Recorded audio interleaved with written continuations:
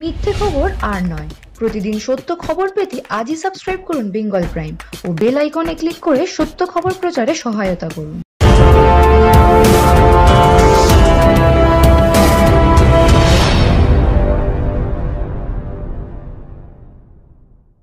नमस्कार। अलीगढ़ मुस्लिम यूनिवर्सिटी के chancellor his holiness doctor Syedna Mufaddal Saifuddin साहब, शिक्षा मंत्री डॉक्टर रमेश पोखरियाल निशंक जी, शिक्षा राज्य मंत्री श्रीमान संजय धोत्रे जी, वाइस चांसलर भाई तारिक मंसूर जी, सभी प्रोफेसर्स, स्टाफ, इस कार्यक्रम में जुड़े एएमयू के हजारों छात्र छात्राएं, एएमयू के लाखों एलुमनाई, अन्य महानुभाव और साथियों, सबसे पहले मैं आप सभी का आभार व्यक्त करना चाहता हूं। आपने एएमयू के शताब्दी समारोह के इस ऐतिहासिक अवसर पर मुझे अपनी खुशियों के साथ जुड़ने का मौका दिया है। मैं तस्वीरों में देख रहा था, century gate, social science department, mass communication, तमाम विभागों की बिल्डिंग्स को खूबसूरती से सजाया गया है। ये सिर्फ बिल्डिंग नहीं है, इनके साथ शिक्षा का जो इतिहास जुड़ा है वो भारत की अमूल्य धरोहर है। आज एएमयू से तालीम लेकर निकले सारे लोग भारत के सर्वश्रेष्ठ स्थानों पर और संस्थानों में नहीं बल्कि दुनिया के सैकड़ों देशों में छाए हुए हैं। मुझे विदेश यात्रा के दौरान अक्सर यहां के एलुमनाई मिलते हैं जो बहुत गर्व से बताते हैं कि मैं एएमयू से पढ़ा हूं। एएमयू के एलुमनाई कैंपस से अपने साथ हंसी मजाक और शेरो शायरी का एक अलग अंदाज लेकर आते हैं। वो दुनिया में कहीं भी हो भारत की संस्कृति का प्रतिनिधित्व करते हैं। प्राउड अलीग्स, यही कहते हैं ना आप लोग, पार्टनर्स, आपके इस गर्व की वजह भी है। अपने 100 वर्ष के इतिहास में एएमयू ने लाखों जीवन को तराशा है, संवारा है, एक आधुनिक और वैज्ञानिक सोच दी है, समाज के लिए, देश के लिए कुछ करने की प्रेरणा जगाई है। मैं सभी के नाम लूंगा तो समय शायद बहुत कम पड़ जाएगा। एएमयू की ये पहचान, इस सम्मान का आधार उसके वो मूल्य रहे हैं जिन पर सर सैयद अहमद खान द्वारा इस संस्थान की स्थापना की गई है। ऐसे प्रत्येक छात्र छात्रा और इन 100 वर्षों में एएमयू के माध्यम से देश की सेवा करने वाले प्रत्येक टीचर प्रोफेसर का भी मैं अभिनंदन करता हूं। अभी कोरोना के इस संकट के दौरान भी एएमयू ने जिस तरह समाज की मदद की वो अभूतपूर्व है। हजारों लोगों का मुफ्त टेस्ट करवाना, आइसोलेशन वार्ड बनाना, प्लाज्मा बैंक बनाना और पीएम केयर फंड में एक बड़ी राशि का योगदान देना समाज के प्रति आपके दायित्वों को पूरा करने की गंभीरता को दिखाता है। अभी कुछ दिन पहले ही मुझे चांसलर डॉक्टर सैयदना साहब की चिट्ठी भी मिली है। उन्होंने वैक्सीनेशन ड्राइव में भी हर स्तर पर सहयोग देने की बात कही है। देश को सर्वोपरि रखते हुए ऐसे ही संगठित प्रयासों से आज भारत कोरोना जैसी वैश्विक महामारी का सफलता से मुकाबला कर रहा है। साथियों, मुझे बहुत सारे लोग बोलते हैं कि एएमयू कैंपस अपने आप में एक शहर की तरह है। अनेकों डिपार्टमेंट्स, दर्जनों हॉस्टल्स, हजारों टीचर्स, प्रोफेसर्स, लाखों स्टूडेंट्स के बीच एक मिनी इंडिया भी नजर आता है। एएमयू में भी एक तरफ उर्दू पढ़ाई जाती है तो हिंदी भी, अरबी पढ़ाई जाती है तो यहां संस्कृत की शिक्षा का भी एक सदी पुराना संस्थान है। यहां की लाइब्रेरी में कुरान के मैन्युस्क्रिप्ट हैं तो गीता रामायण के अनुवाद भी उतने ही सहज कर रखे गए हैं। ये विविधता एएमयू कैसे और एएमयू जैसे प्रतिष्ठित संस्थान की ही सिर्फ नहीं, देश की भी ताकत है। हमें इस शक्ति को न भूलना है, न ही इसे कमजोर पड़ने देना है। एएमयू के कैंपस में एक भारत श्रेष्ठ भारत की भावना दिनों दिन मजबूत होती रहे, हमें मिलकर इसके लिए काम करना है। साथियों, बीते 100 वर्षों में एएमयू ने दुनिया के कई देशों से भारत के संबंधों को सशक्त करने का भी काम किया है। उर्दू, अरबी और फारसी भाषा पर यहां जो रिसर्च होती है, इस्लामिक साहित्य पर जो रिसर्च होती है, वो समूचे इस्लामिक वर्ल्ड के साथ भारत के सांस्कृतिक रिश्तों को नई ऊर्जा देती है। मुझे बताया गया है कि अभी लगभग 1000 विदेशी स्टूडेंट्स हमारे यहां एएमयू में पढ़ाई कर रहे हैं।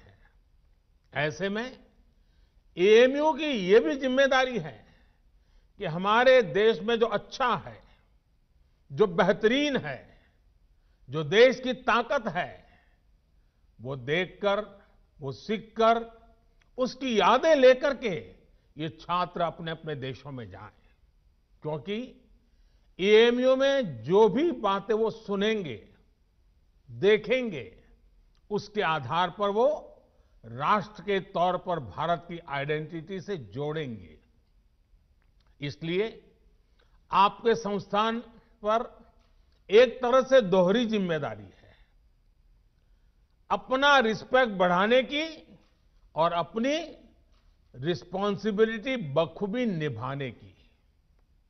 आपको एक तरफ अपनी यूनिवर्सिटी की सॉफ्ट पावर को और निखारना है और दूसरी तरफ नेशन बिल्डिंग के अपने दायित्व को निरंतर पूरा करना है।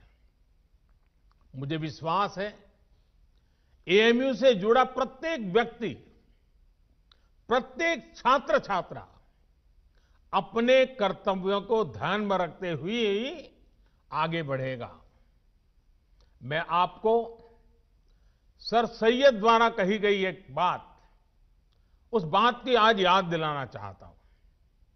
उन्होंने कहा था, अपने देश की चिंता करने वाले का पहला और सबसे बड़ा कर्तव्य है कि वो सभी लोगों के कल्याण के लिए कार्य करे, भले ही लोगों की जाति, मत या मजहब कुछ भी हो। साथियों, अपनी इस बात को विस्तार देते हुए सर सैयद ने एक उदाहरण भी दिया था। उन्होंने कहा था, जिस प्रकार मानव जीवन और उसके अच्छे स्वास्थ्य के लिए शरीर के हर अंग का स्वस्थ रहना जरूरी है, वैसे ही देश की समृद्धि के लिए भी उसका हर स्तर पर विकास होना आवश्यक है। साथियों, आज देश भी उस मार्ग पर बढ़ रहा है जहां प्रत्येक नागरिक को बिना किसी भेदभाव देश में हो रहे विकास का लाभ मिले। देश आज उस मार्ग पर बढ़ रहा है जहां का प्रत्येक नागरिक संविधान से मिले अपने अधिकारों को लेकर निश्चिंत रहे, अपने भविष्य को लेकर के निश्चिंत रहे। देश आज उस मार्ग पर बढ़ रहा है जहां मजहब की वजह से कोई पीछे न छूटे, सभी को आगे बढ़ने के समान अवसर मिले, सभी अपने सपने पूरे करें। सबका साथ, सबका विकास, सबका विश्वास, यह मंत्र इसका मूल आधार है। देश की नीयत और नीतियों में यही संकल्प झलकता है। आज देश गरीबों के लिए जो योजनाएं बना रहा है, जो बिना किसी मत मजहब के भेद के हर वर्ग तक पहुंच रही हैं, बिना किसी भेदभाव 40 करोड़ से ज्यादा गरीबों के बैंक खाते खुले, बिना किसी भेदभाव 2 करोड़ से ज्यादा गरीबों को पक्के घर दिए गए, बिना किसी भेदभाव 8 करोड़ से ज्यादा महिलाओं को गैस कनेक्शन मिला, बिना किसी भेदभाव कोरोना के इस समय में 80 करोड़ देशवासियों को मुफ्त अन्न सुनिश्चित किया गया, बिना किसी भेदभाव आयुष्मान योजना के तहत 50 करोड़ लोगों को 5 लाख रुपए तक का मुफ्त इलाज संभव हुआ। जो देश का है वो हर देशवासी का है और इसका लाभ हर देशवासी को मिलना ही चाहिए। हमारी सरकार इसी भावना के साथ काम कर रही है। साथियों, कुछ दिन पहले मेरी मुलाकात अलीगढ़ मुस्लिम यूनिवर्सिटी के ही एक एल्यूमनाई से हुई थी। वो एक इस्लामिक स्कॉलर भी है। उन्होंने एक बहुत इंटरेस्टिंग बात मुझे बताई जो मैं आपसे भी शेयर करना चाहता हूं। स्वच्छ भारत मिशन के तहत जब देश में 10 करोड़ से ज्यादा शौचालय बने तो इसका लाभ सभी को हुआ। ये शौचालय भी बिना भेदभाव ही बने थे, लेकिन एक उसका एस्पेक्ट ऐसा जिनकी उतनी चर्चा नहीं हुई है और न ही एकेडमिक वर्ल्ड का इस पर उतना ध्यान गया है। मैं चाहता हूं कि अलीगढ़ मुस्लिम यूनिवर्सिटी का भी हर स्टूडेंट इस पर गौर करे। मेरे साथियों, एक समय था जब हमारे देश में मुस्लिम बेटियों का ड्रॉप आउट रेट, शिक्षा में से ड्रॉप आउट रेट 70% से ज्यादा था, 70% से ज्यादा था। मुस्लिम समाज की प्रगति में बेटियों का इस तरह पढ़ाई बीच में छोड़ना हमेशा से बहुत बड़ी बाधा रहा है। लेकिन 70 साल से हमारे यहां स्थिति यही थी कि 70% से ज्यादा मुस्लिम बेटियां अपनी पढ़ाई पूरी नहीं कर पाती थी। इन्हीं स्थितियों में स्वच्छ भारत मिशन शुरू हुआ, गांव-गांव शौचालय बने, सरकार ने स्कूल जाने वाली गर्ल्स स्टूडेंट के लिए मिशन मोड पे अलग शौचालय बनवाए। आज देश के सामने क्या स्थिति है? पहले मुस्लिम बेटियों का जो स्कूल ड्रॉप आउट रेट 70% से ज्यादा था, वो अब घटकर करीब करीब 30% रह गया है। पहले लाखों मुस्लिम बेटियां शौचालय की कमी की वजह से पढ़ाई छोड़ देती थी। अब हालात बदल रहे हैं। मुस्लिम बेटियों का ड्रॉप रेट कम से कम हो, इसके लिए केंद्र सरकार निरंतर प्रयास कर रही है। आपकी अलीगढ़ मुस्लिम यूनिवर्सिटी में भी स्कूल ड्रॉप आउट छात्र छात्राओं के लिए ब्रिज कोर्स चलाया जा रहा है। और अभी मुझे एक और बात बताई गई है जो बहुत अच्छी लगी है। एएमयू में अब फीमेल स्टूडेंट्स की संख्या बढ़कर 35% हो गई है। मैं आप सबको बधाई देना चाहूंगा। मुस्लिम बेटियों की शिक्षा पर, उनके सशक्तिकरण पर सरकार का बहुत ध्यान है। पिछले 6 साल में सरकार द्वारा करीब करीब 1 करोड़ मुस्लिम बेटियों को स्कॉलरशिप दी गई है। साथियों, जेंडर के आधार पर भेदभाव न हो, सबको बराबर अधिकार मिले, देश के विकास का लाभ सबको मिले, ये एएमयू की स्थापना की प्राथमिकताओं में था। आज भी एएमयू के पास ये गौरव है कि इसकी फाउंडर चांसलर की जिम्मेदारी बेगम सुल्तान ने संभाली थी। 100 साल पहले की परिस्थितियों में ये किया जाना कितना बड़ा काम था, इसका अंदाज लगाया जा सकता है। आधुनिक मुस्लिम समाज के निर्माण का जो प्रयास उस समय शुरू हुआ था, 3 तलाक जैसी कुप्रथा का अंत करके देश ने आज उसे आगे बढ़ाया है। साथियों, पहले ये कहा जाता था कि अगर एक महिला शिक्षित होती है तो पूरा परिवार शिक्षित हो जाता है। ये बात सही है, लेकिन परिवार की शिक्षा के आगे भी इसके गहरे मायने हैं।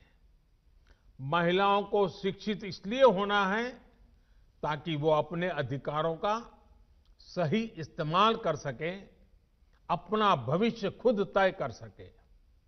एजुकेशन अपने साथ लेकर के आती है एम्प्लॉयमेंट और एंटरप्रेन्योरशिप।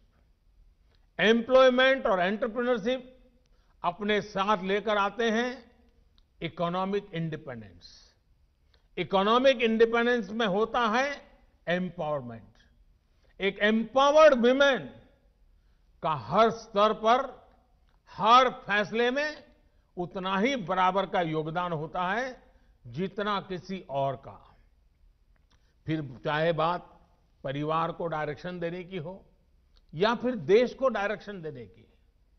आज जब मैं आपसे बात कर रहा हूं तो देश की अन्य शिक्षा संस्थानों से भी कहूंगा कि ज्यादा से ज्यादा बेटियों को शिक्षा में जोड़े और उन्हें सिर्फ एजुकेशन ही नहीं बल्कि हायर एजुकेशन तक लेकर के जाएं। साथियों, एएमयू ने हायर एजुकेशन में अपने कंटेम्पररी करिकुलम में उससे बहुतों को आकर्षित किया है। आपकी यूनिवर्सिटी में इंटर डिसिप्लिनरी विषय पहले से पढ़ाए जाते हैं। अगर कोई छात्र साइंस में अच्छा है और उसे हिस्ट्री भी अच्छी लगती है तो ऐसी मजबूरी क्यों हो कि वो किसी एक को ही चुन सके। यही भावना नई राष्ट्रीय शिक्षा नीति में है, न्यू एजुकेशन पॉलिसी में है। इसमें 21वीं सदी में भारत के स्टूडेंट्स की जरूरतों, उसके इंटरेस्ट को सबसे ज्यादा ध्यान में रखा गया है। हमारे देश का युवा नेशन फर्स्ट के आह्वान के साथ देश को आगे बढ़ाने के लिए प्रतिबद्ध है। वो नए नए स्टार्टअप्स के जरिए देश की चुनौतियों का समाधान निकाल रहा है। रेशनल थिंकिंग और साइंटिफिक आउटलुक उनकी पहली प्रायोरिटी है। राष्ट्रीय शिक्षा नीति में भारत के युवाओं की इसी एस्पिरेशंस को प्राथमिकता दी गई है। हमारी कोशिश ये भी है कि भारत का एजुकेशन इकोसिस्टम दुनिया के आधुनिक शिक्षा व्यवस्थाओं में से एक बने। नई नेशनल एजुकेशन पॉलिसी में जो मल्टीपल एंट्री है, एग्जिट पॉइंट की व्यवस्था है, उससे स्टूडेंट्स को अपनी शिक्षा के बारे में फैसले लेने में आसानी हो गई। हर एग्जिट ऑप्शन के बाद उन्हें एप्रोप्रिएट सर्टिफिकेट भी दिया जाएगा। ये स्टूडेंट्स को पूरे कोर्स की फीस की चिंता किए बिना अपना फैसला लेने की आजादी होगी। साथियों, सरकार हायर एजुकेशन में नंबर ऑफ एनरोलमेंट्स बढ़ाने और सीटें बढ़ाने के लिए भी लगातार काम कर रही है। वर्ष 2014 में हमारे देश में 16 आईआईटीज थी, 16। आज 23 आईआईटीज हैं, 23। वर्ष 2014 में हमारे देश में 9 ट्रिपल आईटीज थी, 9 ट्रिपल आईटीज थी। आज 25 ट्रिपल आईटीज हैं।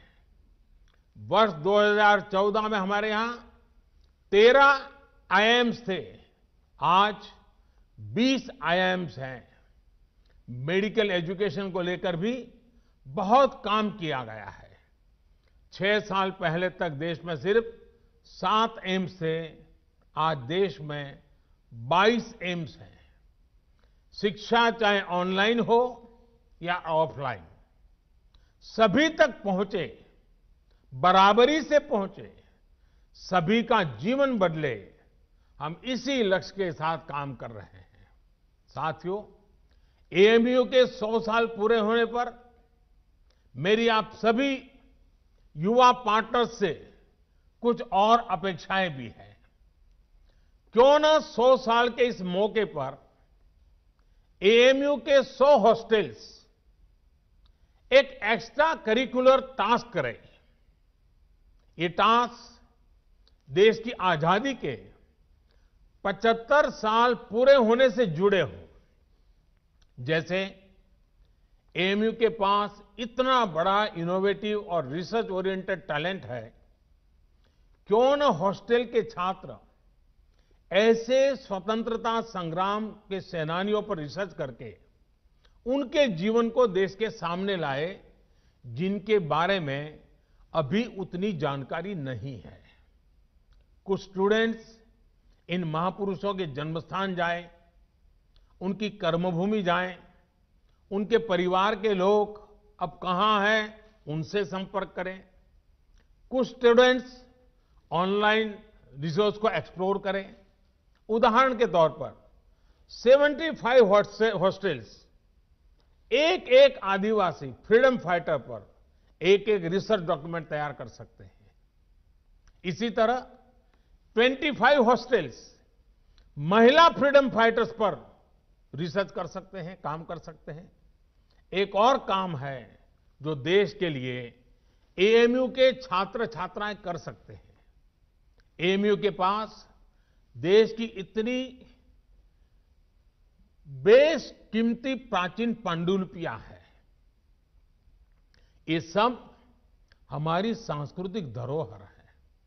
मैं चाहूंगा कि आप टेक्नोलॉजी के माध्यम से इन्हें डिजिटल, इन्हें वर्चुअल अवतार में पूरी दुनिया के सामने लाएं।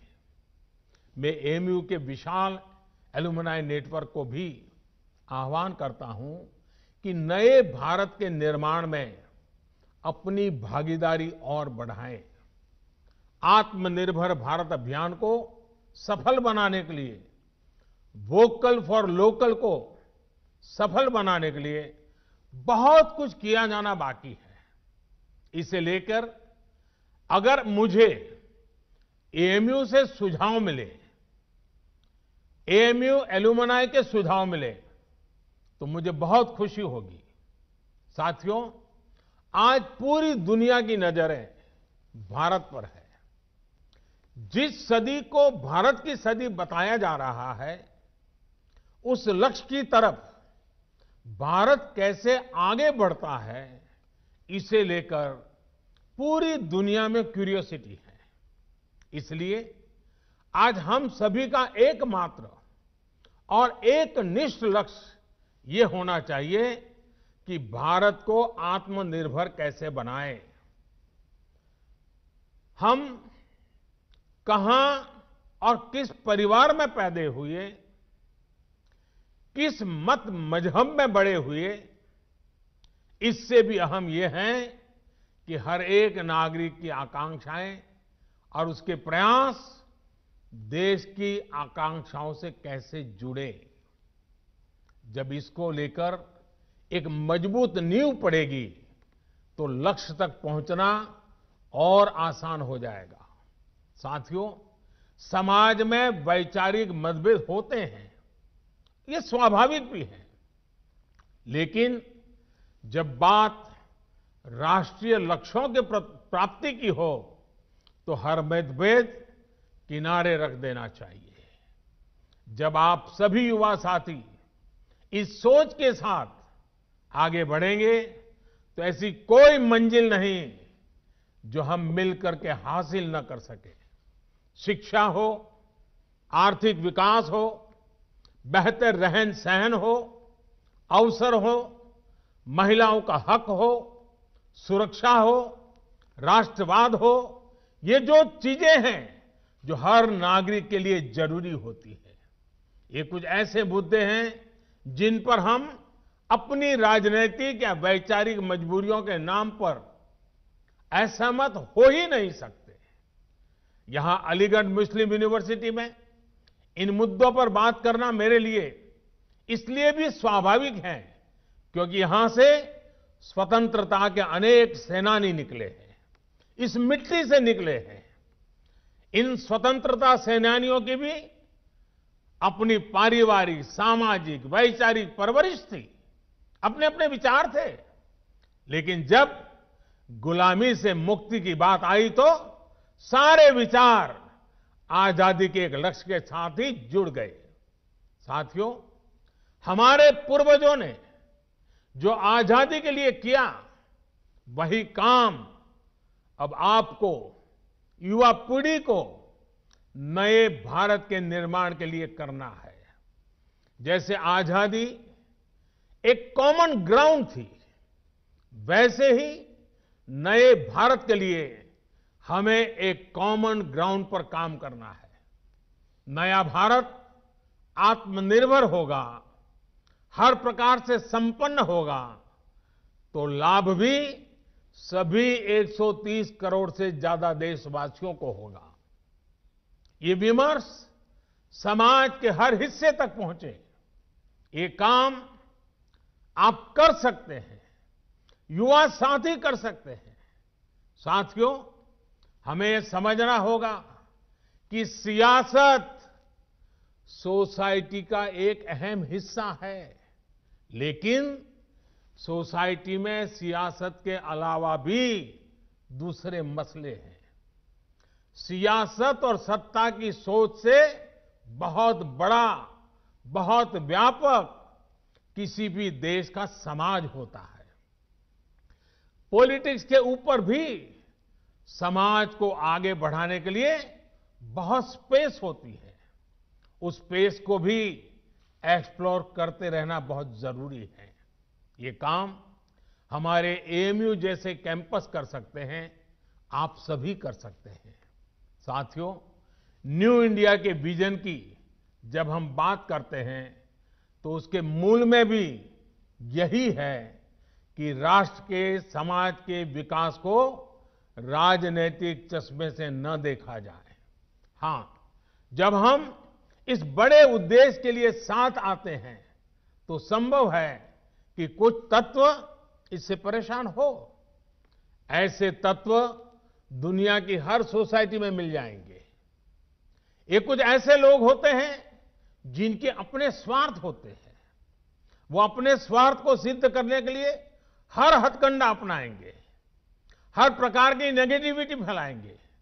लेकिन जब हमारे मन और मस्तिष्क में नए भारत का निर्माण सर्वोच्च होगा, तो ऐसे लोगों का स्पेस अपने आप में सिकुड़ता जाएगा। साथियों, पॉलिटिक्स इंतजार कर सकती है, सोसाइटी इंतजार कर सकती है, देश का डेवलपमेंट का इंतजार नहीं कर सकता। गरीब समाज के किसी भी वर्ग का हो, वो इंतजार नहीं कर सकता। महिलाएं, वंचित, पीड़ित, शोषित विकास का इंतजार नहीं कर सकते। सबसे बड़ी बात, हमारे युवा, आप सभी और इंतजार नहीं करना चाहेंगे। पिछली शताब्दी में मतभेदों के नाम पर बहुत वक्त पहले ही जाया हो चुका है। अब वक्त नहीं गंवाना है। सभी को एक लक्ष्य मिलकर, एक लक्ष्य के साथ मिलकर नया भारत, आत्मनिर्भर भारत बनाना है। साथियों, 100 साल पहले 1920 में जो युवा थे, उन्हें देश की आजादी के लिए संघर्ष करने का, खुद को समर्पित करने का, बलिदान देने का अवसर मिला था। उस पीढ़ी के तप और त्याग से देश को 1947 में आजादी मिली थी।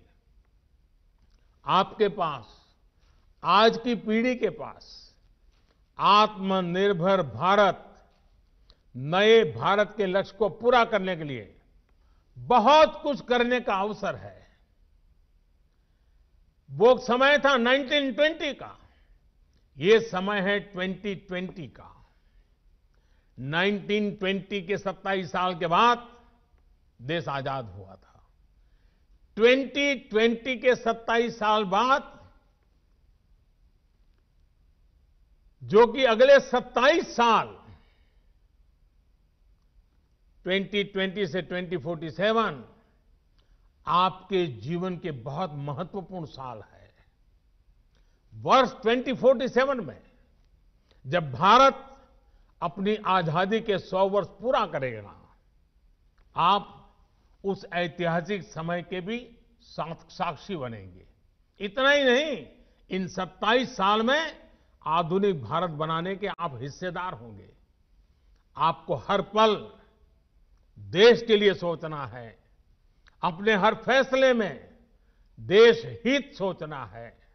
आपका हर निर्णय देश हित को आधार बनाते हुए ही होना चाहिए।